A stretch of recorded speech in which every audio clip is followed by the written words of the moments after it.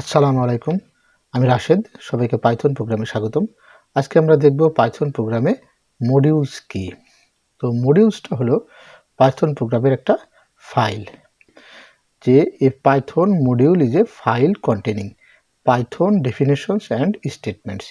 A module can define functions, classes, and variables. A module can also include runnable code. অর্থাৎ module হলো পাইথনের একটা file. এখন মডিউলকে পাইথনের file কেন বলা হচ্ছে? ধরা যাক আমরা যদি কোনো প্রতিষ্ঠানের কথা চিন্তা করি, তাহলে প্রতিষ্ঠানের আলাদা আলাদা ডিপার্টমেন্ট থাকে। প্রতিষ্ঠানের কথা চিন্তা করি, সেখানে আলাদা আলাদা ডিপার্টমেন্ট থাকে। যে একটা প্রতিষ্ঠানের HR ডিপার্টমেন্ট থাকে, ফিনান্সিয়াল ডিপার্টমেন্ট থাকে, আরও এটসেট্রা থাকে। কিংবা আমরা যদি কোনো শিক্ষা প্রতিষ্ঠানের কথা চিন্তা করি বা হিউম্যানিটিস, সায়েন্স, কমার্স আলাদা আলাদা ডিপার্টমেন্ট থাকে। ধরুন এই ডিপার্টমেন্টগুলো কেন বলা হচ্ছে? আমরা এক একটা ডিপার্টমেন্টের এক একটা আলাদা আলাদা হিসাব থাকে। তো ঠিক এইখানে মডিউলেরও সেই একই কাজ, আলাদা আলাদা হিসাব থাকে। যেমন আমি যদি এখানে আমি আমার মেন পাইথনের একটা মেন কোড ফাইল আছে, যেটাকে main.py দেখছি। আমরা যদি আরেকটা ফাইল এখানে তৈরি করে নিই, তাহলে আমাদের জন্য বোঝার সুবিধা হবে। একটা নিউ ফাইল তৈরি করি।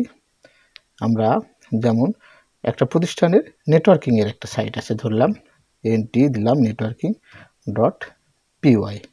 আমরা অবশ্যই পাইথনের সব ফাইলকে .py দিয়ে সেভ করব। nt.py। এখন এখানে যদি আমরা nt.py এখানে যদি আমরা একটা কোড তৈরি করে নিলাম, যেমন যে def আমি দিলাম সিসকো সিসকো, ওকে। আমরা একটা আউটপুট নিয়ে এখান থেকে print সিসকো হলো, আমরা দিলাম নেট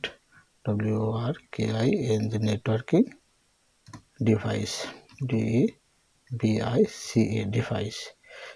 সিসকো হলো একটা নেটওয়ার্কিং ডিভাইস। তো সিসকোটা কি হলো? একটা নেটওয়ার্কিং ডিভাইস, ওকে। এরপরে আমি আরও একটা ফাইল তৈরি করে নিলাম, আরেকটা ফাইল তৈরি করি। যেমন প্রতিটা ফাইল আমি যেমন একটা ক্যালকুলেশনের যদি বা ফিনান্স ডিপার্টমেন্ট, যদি প্রতিটা প্রতিষ্ঠানের একটা ফিনান্স ডিপার্টমেন্ট থাকে, fin.py দিলাম py। তাহলে ফিনান্স ডিপার্টমেন্টের কাজ কি? অর্থনীতিগুলোকে অর্থনীতির যে কর্মকাণ্ড আছে সেগুলোর একটা হিসাব নিকাশ করে। আমি এখানেও একটা ফাইল তৈরি করলাম, def দিলাম cal। আমি এখানে যদি কোনো দুটা প্যারামিটার দিই, একটা x, একটা দিলাম y, ওকে। এখন আমি এখান থেকে রিটার্ন নেব, run। আমি সিম্পল একটা ক্যালকুলেশন দেখাই। যেমন আমি যদি x² multiplication x plus 2 multiplication x plus y multiplication y, আমি একটা আউটপুট দিলাম। এখন এখানে দুইটা আমরা ফাইল করে নিলাম। এই যে দুইটা আলাদা আলাদা ফাইল, এটাকে বলা হচ্ছে মডিউল। এখন এগুলাকে কেন মডিউল বলা হচ্ছে এবং এগুলো আলাদা আলাদা কেন করে নেব সেটা দেখাচ্ছি। কারণ হলো আমাদের ধরা যাক একটা প্রতিষ্ঠানের আলাদা আলাদা ডিপার্টমেন্ট থাকে, ডিপার্টমেন্টের আলাদা আলাদা দায়িত্ব থাকে। ঠিক এখানেও এই যে আমরা আলাদা আলাদা একটা ফাইল তৈরি করে নিলাম, এর আলাদা আলাদা অ্যাক্টিভিটিও আছে।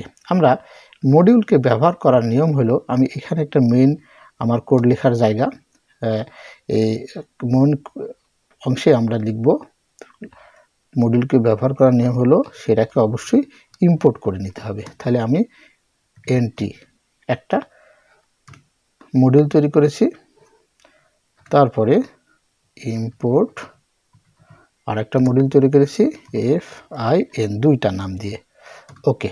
ধরা যাক আমি প্রথম মডিউলটা এনটিকে কল করব। আমি একটা ভ্যারিয়েবলের মধ্যে এটাকে যদি নিয়ে নিই a ইকুয়াল, তাহলে আমি কল করার নিয়ম হলো ডট ওটার নাম দিয়েছি সিসকো।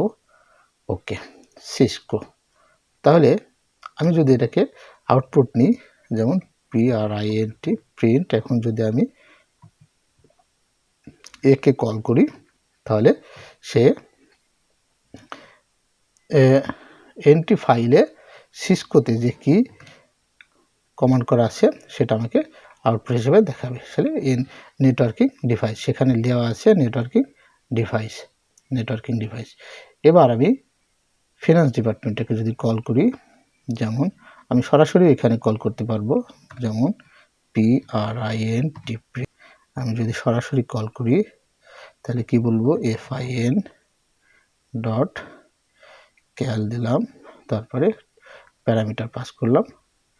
আমি এখানে XY দেওয়া ছিল, আমি দুইটা 2 3 দিয়ে দিলাম। এখন এটাকে যদি আমি আউটপুট নিই তাহলে সে আমাকে একটা ক্যালকুলেশন দেখাবে, 2 3 ক্যালকুলেশন দেখাবে 2 5। এখন কথা হলো এখানে যে আমরা দুইটা ফাইল করে নিলাম, এই ফাইল দুটাকে বলা হচ্ছে মডিউল। তো এই ফাইল দুটাকে আমরা ব্যবহার করার নিয়ম দেখালাম, যে সেটাকে যে ফাইলে আমরা ব্যবহার করি না কেন মেন পার্টে আমরা সেটাকে ইম্পোর্ট করে নেব। কথা হলো যে আমরা সরাসরি এখানে ফাইল বা কোড না করে আলাদা আলাদা মডিউল কেন তৈরি করে নিলাম। এখন আলাদা আলাদা মডিউল তৈরি করে নেওয়ার সুবিধা হলো, আমরা যদি এখানে যে ফাইলটা তৈরি করে নিলাম এখানে আমার আরও অনেক বড় ক্যালকুলেশন থাকতে পারে। সেই ক্যালকুলেশন যদি কোনো ভুল হয় তাহলে আমরা এখান থেকে সংশোধন করে নিতে পারবো, এরর দেখাবে, আমরা সংশোধন করে নেব। ঠিক এই ফাইলেও যদি আমরা অনেক বড় কোড থাকতে পারে, বড় অংশ থাকতে পারে, এখানে যদি কোনো ভুল হয় তাহলে আমরা সংশোধন করে নিতে পারবো। কিন্তু এই মডিউল দুটো যদি তৈরি করে না নিয়ে আমরা যদি এখানে সরাসরি এই ফাইলটা তৈরি করি, বা বড় একটা প্রতিষ্ঠানের সব ডিপার্টমেন্টগুলো এক জায়গায় তৈরি করি, একটা কোড তৈরি করি, তারপরে সেই কোডটাকে রান করি, যে এরর যে দেখাবে সেই এররটাকে ফাইন্ড আউট করা অনেক কঠিন হয়ে যাবে। যার জন্যে এই মডিউলকে ব্যবহার করা, যার জন্যে সেই প্রত্যেকটা ডিপার্টমেন্টকে আলাদা আলাদা সেগমেন্ট করে সেই সেগমেন্টগুলোকে মেন ফাইলে নিয়ে এসে ইনপুট করে ব্যবহার করা। এই হলো মডিউলের প্রধান কাজ, যে ছোট ছোট অংশে ভাগ করে ফাইল তৈরি করে নিয়ে তারপরে মেন পেজে সেটাকে ইনপুট করা। তো আশা করি মডিউল নিয়ে সংশয় আর কোনো সংশয় নাই, মডিউলের ব্যাপারটা বোঝাতে পেরেছি। তো ধন্যবাদ, দেখা হবে পরবর্তী টিউটোরিয়ালে। আসসালামু আলাইকুম।